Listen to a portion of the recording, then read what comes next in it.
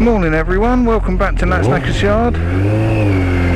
It's just sorting out my helmet camera then. It seems to be slightly pointing to a side, which is a bit strange. Maybe I'll probably close the door of the cupboard on it.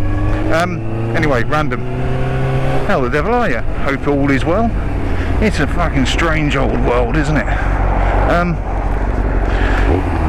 Yeah, it's been a bit of a weird one this week. My youngest picked up an eye infection from somewhere, so kind of my missus and I have been sort of taking turns at working from home as much as we can, just for a couple of days. So I would normally do my sort of my rolling update, if you like, on a Wednesday, kind of a midweeker. But I normally would normally try to. I haven't been able to this week. I wasn't rolling anywhere. Quite simply. So yeah, where are we? As far as this starting the Thundercat, because I'm sat on it. My battery charger, my USB adapter hasn't arrived yet, which is nuts. It's talk about, I mean, it was nice and cheap, but it's UK based, but bloody hell, I mean, 3 to 5 day postage, and I think we're on day 6. But anyway, that's ready to go and go on there. Now I was bored last night before, can't remember. Was flicking through Facebook, the Thundercat Facebook group. It's really good. It's really well run, actually, really well administered. And the chats on there are always funny or illuminating or both. It's a bunch of good people. A nice move, knob end. I suppose it's the only way you're going to get out of that junction. Yeah, and a few people are on there about lights, and saying that the lights are pretty crap. You know, anything I can do. The lights are pretty crap on old bikes. You know, it's just they are what they are. Now I've tried LED lights before. I tried them on the Diversion actually, and as much as they look brighter, i.e. the bike was more visible, it illuminated more from the front, the beam on it was just horrendous, and it didn't throw the light forward. And that's effectively because your bulb is your bulb. You know, it's bright or it's dim, but the principal element that gets that bulb's light further out is the chrome dish around it, the beam formed. And the bike designers spend a lot of money and a lot of time designing the ideal curve to throw that light as far forward as it would go. So I chucked an LED one in the Diversion and it was crap. It was just, you know, the beam was all over the place. It was, you know, it was nuts. So I then vowed and said, oh, I'm never doing that again. I mean, they're only cheap. It's not really burning a lot of money. I'll never do that again. And I bought a like a HID light, you know, a halogen light, and it was great. It was better. 4 beams on, idiot. It was better than the original bulb. And I was going to go down this route, but then on the Facebook group there was, you know, the normal slight debate of, yeah, it's very bright, but it's an MOT fail. I think that's a little bit outdated. I could be wrong, but we shall see. But I've ordered one of the guys has got on there. Yeah, looks good. It does. It actually throws, you know, the headlight actually supports it, so it does throw light out further rather than just look brighter. I mean, there's an advantage of it looking brighter. Makes you more visible to traffic, hopefully not blinding them in the process. But you know, there is you know, it serves a purpose. And arguably, yeah, I'll be riding at night, but I'm riding at night in cities and burbs. You know, I'm not exactly riding through stark darkness in country lanes. So, you know, arguably being seen is more important. But we'll see. That arrives, I think, on the weekend. And then I'll chuck it in and I'll do a bit of a before and after comparison and let you judge the comparative merits. So yeah, that's Thundercat out. Other stuff, Sting, oh for fuck's sake. Following numerous elements of advice on the line, on the channel, and again, thanks for that, fellas. I say fellas, it's mostly blokes, but thanks for that all. You know, advice always gladly received. A lot of it I could check off and say I've tried that, it's not that, you know, and there's you know, lots of comments on there on bits and pieces that I have done and I have tried, but it hasn't played. One of the big ones though was trying to use carb cleaner as starter, because I didn't have any starter. I assume that it's flammable enough to use as effectively as starter fluid. You know, all it's trying to do is increase the fuel going through to catch the ignition. But yeah, I think if it was dodgy to start with, it wasn't going to work on carb cleaner. So I bought some Holt's Quick Start, and yeah, I stopped off. I didn't have any anyway, so I stopped off and grabbed a couple of tubes of that, and then without filming, because I was so excited to give it a go that I just wanted to give it a go, and got nothing. Put more on, got nothing. I thought, this can't be right. This can't be. You know, this is, you know, highly flammable stuff. That's what it's for. It's designed to be highly flammable, but it's, you know, it's highly flammable stuff. I should get something out of this, or the timing is way off. I then had a look at the sparks, and I'd lost spark again. Now, I swore a bit, then I calmed down, and then I had a think. I think that's my problem. I think I've had an intermittent spark problem throughout, and it's contributed to all sorts of, you know, other misdiagnosis and this, that and the other. When I first got the bike a long time ago now, Alex, the guy I bought it from, was initially flogging it as a non-starter. Non-starting bike, can't, you know, had to play with it, can't quite get it there, you know, it's X. He then got back to me and said, woohoo, I've got it started. I found out what it was. It's now X plus a bit, which is a fair one. You know, there's a difference in value of a bike that doesn't work and one that does. And way earlier in the channel,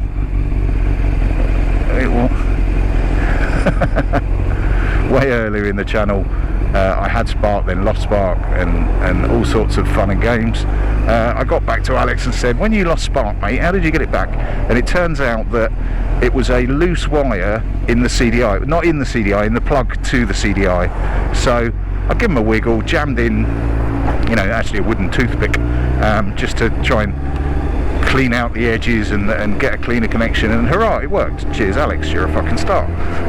Now, I think as much as I'd codged that by creating that connection, I think that's still dodgy. And I have tried, you know, the same trick again with no luck, but actually, more importantly, if that's an issue, then leaving that as an issue is not a bright idea, in my humble opinion.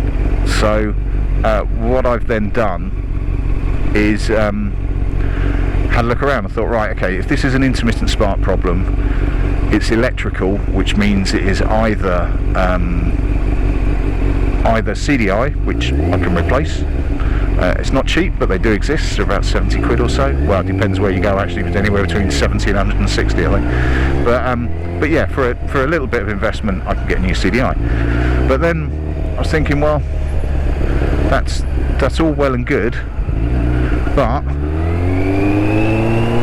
if I get a new CDI and it's the socket, i.e. the plug that it plugs into, then I'm not going to cure anything, and I've just spent, you know, somewhere between 70 and 160 quid on a non-solution to a problem.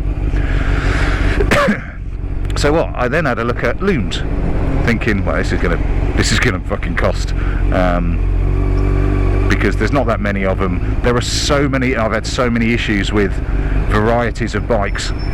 You know, the CB400 has several iterations and several lives, all of which are slightly different, and there are some common elements, but some not common elements. So this is going to be a fucking nightmare. And this is where, you know, don't believe in fate, but sometimes these things happen.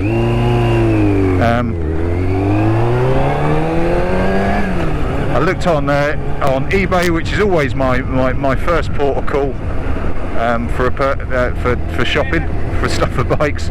Looked on eBay. Second thing listed was a loom for a CB400, 1994 or 5. Can't remember which one the bike is, but you know, a loom for the right bike for the right year, for 25 quid. Ka-ching, sold. So it's essentially £25 bet that's what the problem is. Now, it leaves me in two places. I can either cut the plug off and stick it on the existing loom, which is probably quicker, or I can do a complete loom swap. And by a complete loom swap, it's not the full shebang, so it's not the lighting loom, etc. It's just, you know, I don't know, with the rear end loom. I don't know, it's probably not a title, and certainly not a thing, but yeah, it's you can fuck off. Light's green now, you can wait. Yeah, so it's essentially the loom from the light cluster back, I suppose, if you like. And that's due to arrive today, I think, which will be handy, but certainly for the weekend. So, I've never changed a loom on a bike before. I've changed plugs and bits and pieces like that, but I've never changed a loom. So, this weekend's jobs are swap the loom over for Sting, for the CB400, which I think is probably a video or an upload. I don't know how much I want to show. I don't know how much I can without it being the most fucking boring thing in the world, frankly. But what I do want to do, for my own sanity as much as anything else, and I've had a bit of a think about it, and you know, and a few lookups on various other people's sites and things. I am going to film it. I'm not sure whether or not I'm going to show it. The reason I'm going to film it is because I want to have an audit trail. I want to remember that this bit was connected to this, and this bit went this way, and this bit went that way. I'm still not convinced that I've got the overall right manual, so as much as there's harness diagrams around, I'm not convinced I've got the right one. So what I want to do is mirror what's there. Now, looking at what's there, it has been abused, the loom on there. It has been cut, it has been rewired, it has been quite abused, and I'll show you that on the weekend when I'm doing it. I haven't fucked around with it because it has been working. Obviously it doesn't appear to be anymore, but it has been working. So my solution could have been to just cut the plug out, but it's not. My solution is to those fucking arseholes hiding around the corner to catch people.